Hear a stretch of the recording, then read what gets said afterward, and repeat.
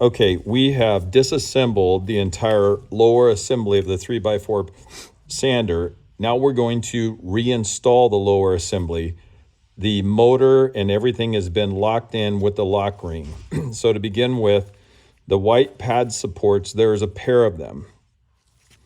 You'll notice there's a shorter side and a longer side. I call this a ladder also. And there's 5 rungs to the ladder. It's pretty hard to mess this up as far as which side the holes go on to. The longer side here is the bottom, and it goes down into the body cavity like this. And if you notice here, there is a cutout. There is a kind of a half moon cutout here. You want to make sure that that cutout faces the counterbalance on both sides, this side and this side. So what we do is we put the front pad support in. It doesn't matter if you do front or rear. And you're going to, by the way, the pad supports, the item number is Sam Paul Charlie 0018. You're then going to have 4 of these 2.5 millimeter button head body screws. Each of these 4 have a washer. The washers are Sam Paul Alfred 0076.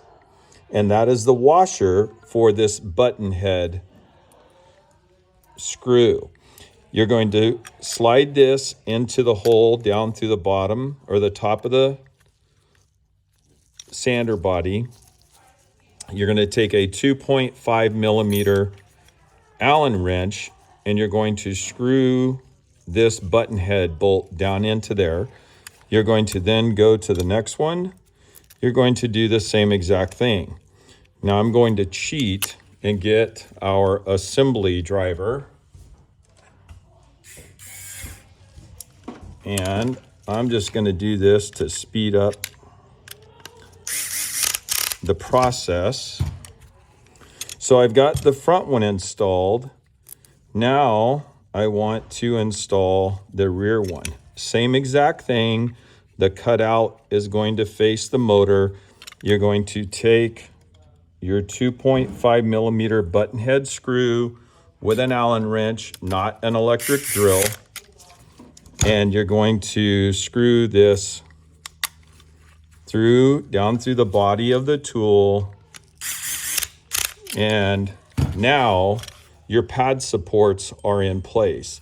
You're going to then take your 2.5 millimeter Allen wrench and you're going to drop it down into the head of the button screw and you're going to turn it until you feel nice resistance going into the pad support. You're going to do that on all 4 button head screws, just like that. Now these are locked into place. The next thing you're going to do is take your 2 shims. I'll call them washers, shims, whatever you want to call them.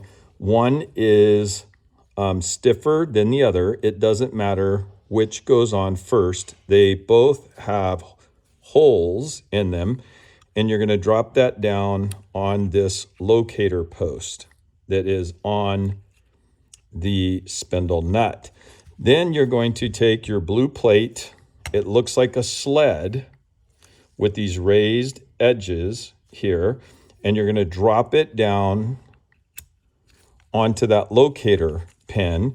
You're then going to take your 4 millimeter bolt and drop it right down through the middle of the blue plate and the 2 shims, and you're going to gently snug that up. You're going to next take, these are 4 2.5 millimeter metal plate screws. Their stock number is SPA Sam Paul Alpha 0767. They are longer than the backup pad screw. You can see how short in my right hand the backup pad screw is compared to the blue plate. We're going to take the blue plate screw and we're going to drop it down through the blue plate into the pad support. And then we're going to do that on the other side as well. You want to be very careful you don't strip this, because if you do strip it, the entire thing, the pad support will have to be pulled out. So you cannot strip that. You don't want to strip that.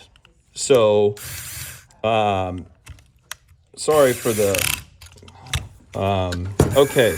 So now we've got the 4 screws in there, and you're going to want to take your 2.5 millimeter Allen wrench, and you want to snug these up real good right in here.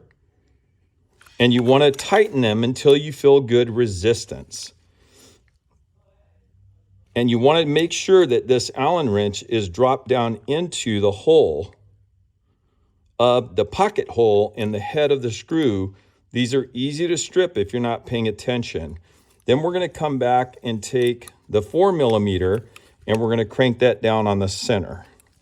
So now this whole lower assembly is assembled. The last thing we need to do is take our backup pad, drop that down, or mount it underneath the blue plate. And at that point, I'm going to drop this screw right down into the backup pad through the blue plate, and do the same over here. And I'm going to walk this around. These are also, if you're not paying attention, it's also real easy to strip. So you don't want to strip those out. Then we're going to take that same 2.5 millimeter Allen wrench hex head, and we're going to tighten these pad screws just enough to where we feel resistance. You'll feel that. And then you're going to get into each corner just like that. And your entire tool has been reassembled.